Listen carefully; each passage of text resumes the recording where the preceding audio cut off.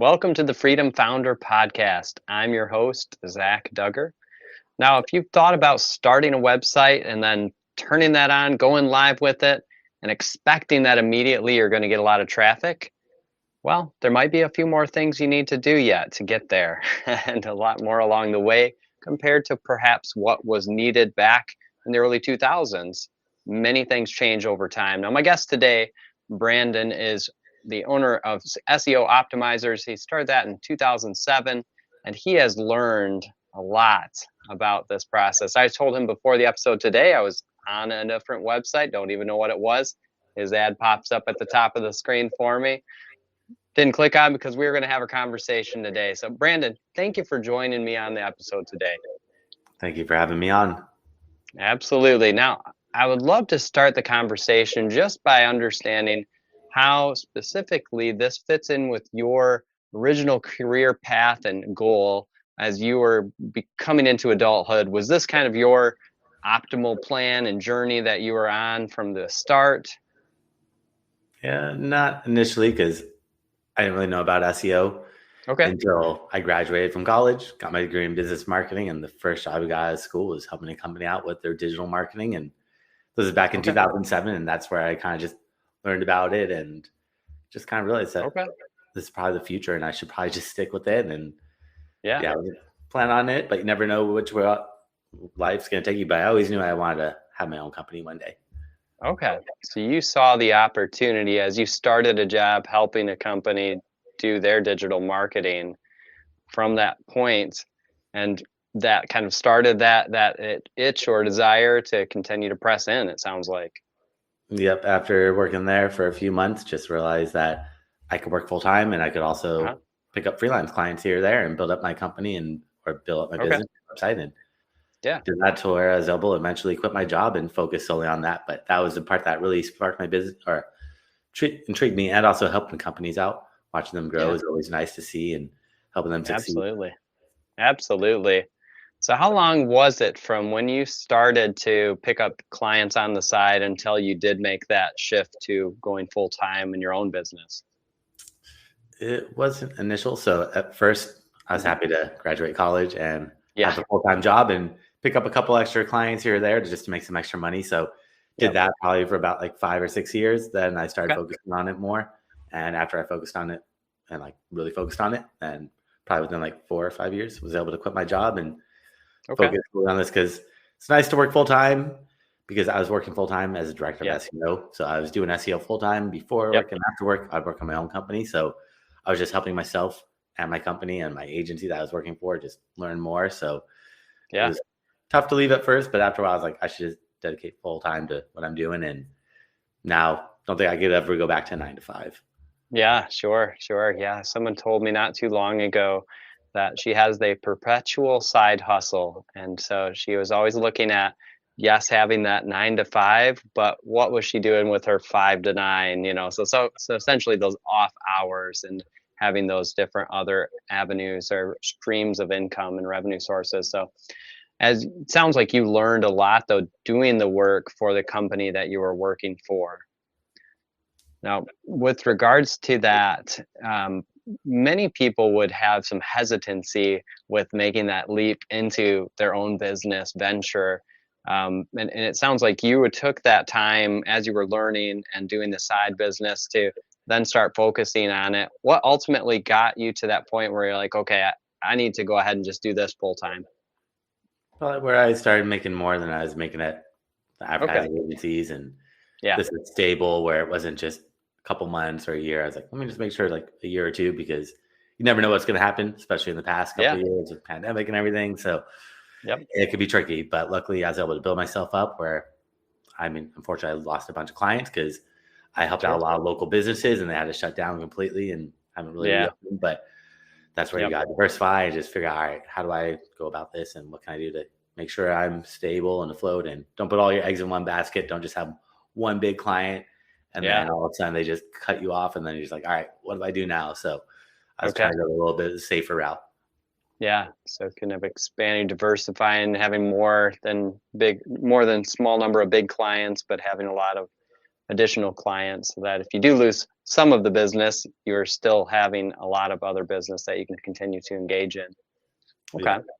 What's a good, as far as the business that you're in, for someone who's doing online, an online business, some of what you can do is, yes, absolutely with local companies, but then also you have that potential to work with companies, I assume, internationally, right?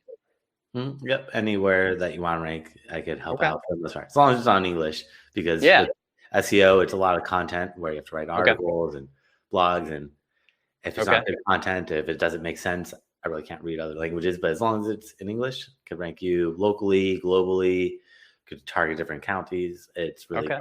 it's pretty granular.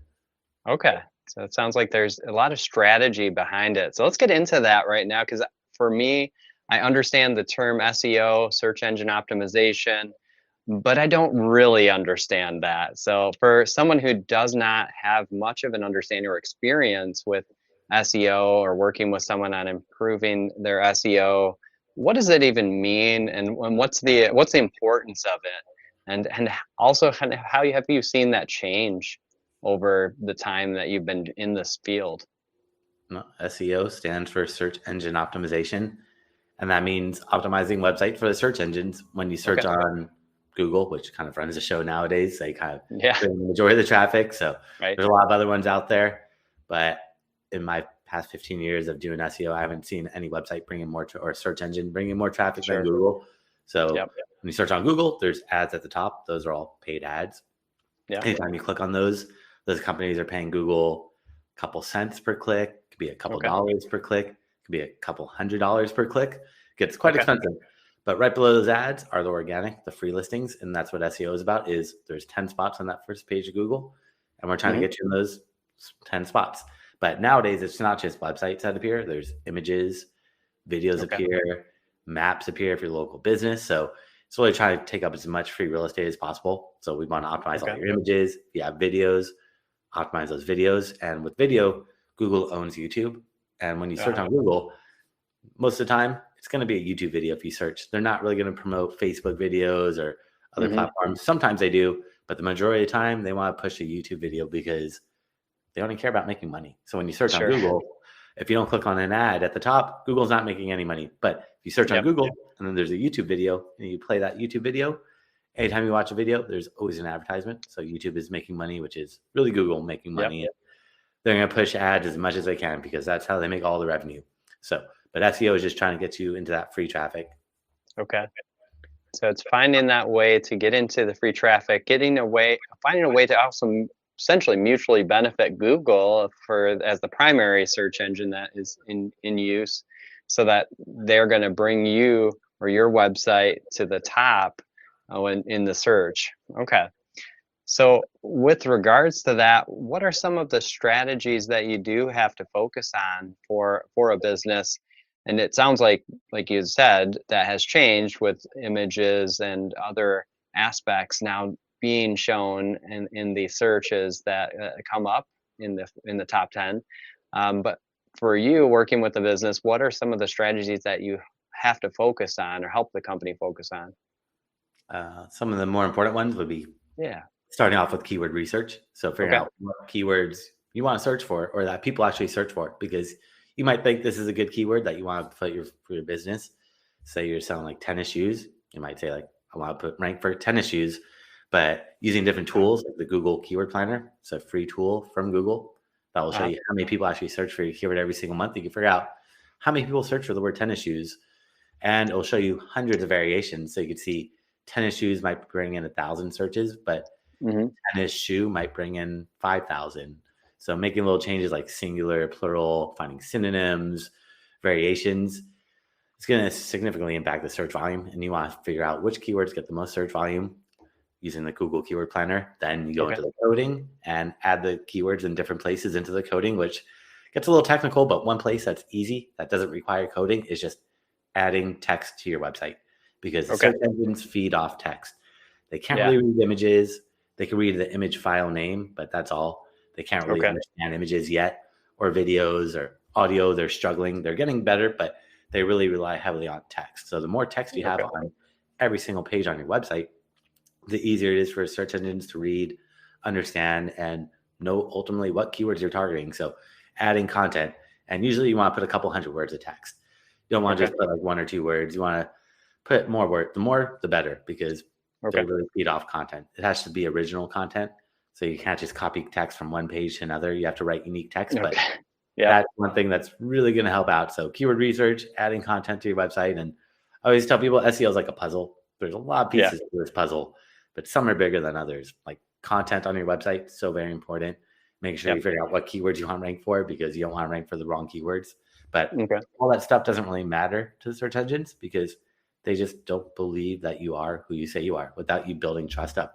And the way to build trust is by getting what are called backlinks, getting other websites to talk about you. The more websites that talk about you, the more trust Google is going to give to you. And then they look at those keywords.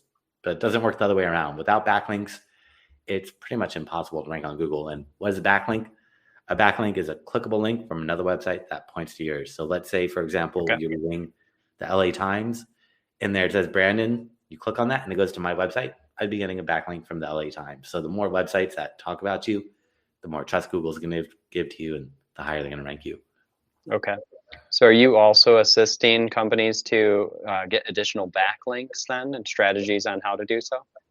Yep. So the backlinks is a lot of content marketing, PR, and just getting just as many other websites to link out to you. And there's lots of different ways to do it. The best way is spy on your competitors. So there's tools that will show you any website's backlinks. You have to pay for these tools, but you can essentially go into Google, search for your keywords, see who's on that first page of Google, and make note of all those websites, and then throw them into these different tools, and you can see all their backlinks. And then one by one, you can start going to those websites and seeing, all right, who's looking out to my competitor? Did they do an interview? Did they do an article? If it's e-commerce, did they maybe give a free product out for review? And you can kind of reverse engineer their strategy. These tools, there's a couple of them. The more popular ones would be Ahrefs or Moz or SEMrush. Kind of just pick one and use that, and that's going to really show you any website's backlinks, and you could just reverse engineer their entire strategy. Okay. So making use of tools that are available, you can look at your competitors and view essentially where their backlinks are coming from, and then go to those websites and figure out, well, how did they get those connections, and then follow up on those similar type of strategies. Okay.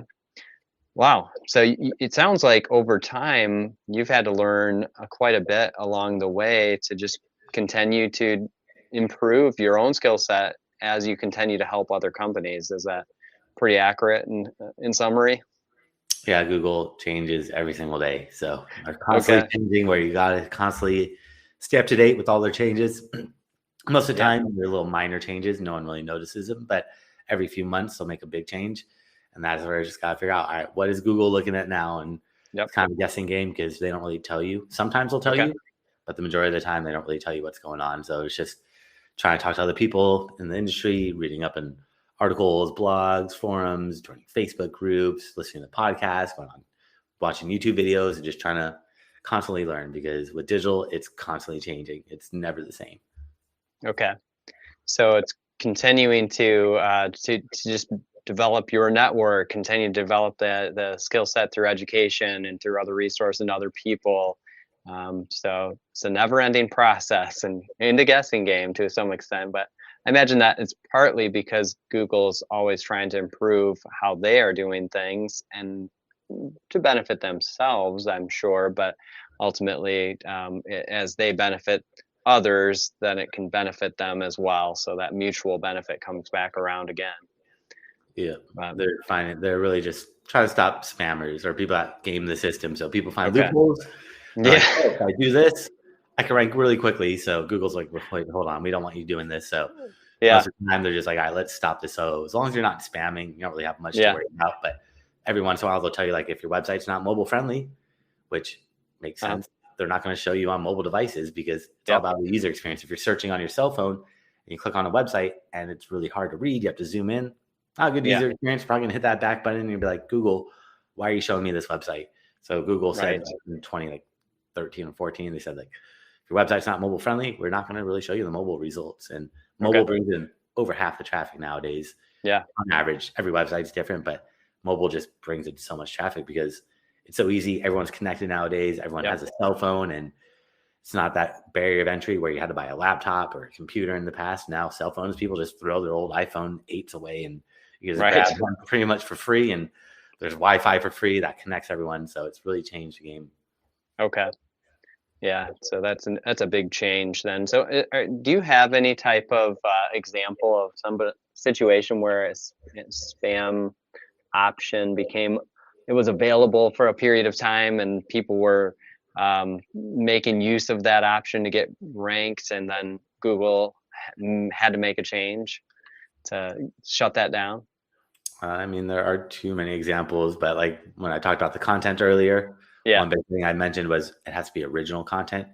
So in the past, people just take content from one page to another and just copy and paste it. And Google said, hold on, we don't want duplicate content. We want original content. Whoever publishes the content first, they get all the credit. So if I publish an article and then you copy it and publish it on your own website, I'll get all the credit, and you're not going to rank for that article or blog, but whatever you're putting up there. So that's one big thing. And that was a big one where still to this day, Google's puts a big emphasis on content. Nowadays with ChatGPT and everything, it's changed it up a lot, but ChatGPT puts original content out there. So Google said a few months ago that with ChatGPT in the past, they didn't want content written by AI, but now they said as long as it offers value, they're not really going to care. I wouldn't just copy verbatim ChatGPT or these other tools. Maybe in a few years you could, but right now it's still not 100% accurate. But as long as it's offering value, that's what matters. So Google changes the rules all the time. So that's where it's just constantly trying to stay up to date with what are they looking for nowadays versus in the past. And in the past, they didn't want you to use stuff like ChatGPT. Now they're like, as long as it offers value, we're not going to really penalize you. Because what happens is if Google caches you, instead of ranking higher, you actually drop down in rankings, which is the last thing we want to happen. Oh, yeah. Okay. So at this point, ChatGPT is continuing to show increasing value for people. And it sounds like there's an opportunity to make use of that as well as for content on websites, but just being mindful of making sure that it's accurate content and it's adding value. Okay. So for someone that wants to learn more about the topic of SEO, or they have a website that they just know they're not getting traffic on, or they're planning to start a company and need this type of strategy to help them get some traffic, what's the best way for them to reach out to you and find out a little bit more? So I actually created a special gift for everybody. If they go to my website at SEOoptimizers.com, that's SEOoptimizers.com/gift. They can find that gift there along with my contact information and also a bunch of classes I've done over the years. I've thrown up for free so they could see step by step a lot of stuff that we talked about. And also if they want to book some time on my calendar, I'm happy to check out the website from an SEO point of view for free, and they can book some time there as well. Okay. So let's repeat that again, that gift, SEOoptimizers.com/gift. Yep. Got it. Okay. So we'll make sure to add that to the show notes as well. But I'm going to pop that in the screen for anybody that's watching this video option here. All right. So in regards to my final question, I love to ask everybody this question just because everyone has a different perspective. If you were to be handed $1 million today with no strings attached to invest in your business or another endeavor, what would you do with that and why? Oh, well, with that cash, I would probably spend some on marketing. So trying to just get my name out there more. Yep. Because I do SEO, so digital marketing. There's not much overhead really that I need to spend money on. Yeah. I don't have a physical location. I don't really have much except for like a computer, cell phone, internet expenses, things like that. It's not much overhead. So I would invest in trying to just market myself with paid ads. So over the years, I've realized that SEO gets you traffic, but traffic doesn't always turn into a sale or lead or phone call, whatever that conversion goal is. So you have to follow people around and you have to have multiple touch points. And with paid ads, you could do what's called remarketing and follow people around and re-engage with them. And also I found out with YouTube a couple of years ago that you could run YouTube ads against your competitor traffic. So anyone that goes to my website or any of my competitors' websites, I can follow them around with those ads, but I could also follow them around anytime they go on YouTube. My video ad will pop up, and that's really worked over the past couple of years to help really take my business off to the next level. Yeah. Yeah. So again, finding those strategies not only for your customers, but also for yourself and your own business, and how to gain those additional customers so you can continue to help more people, more businesses along the way. All right. Well, I would definitely encourage anyone who wants to know more about this topic to reach out to Brandon, check out his website, get that free gift, and take the opportunity to learn more about what he's doing and what he has to offer. So, Brandon, I want to thank you again for joining me today on this episode of the Freedom Founder. Thank you for having me on. Absolutely. Look forward to staying in touch. Take care.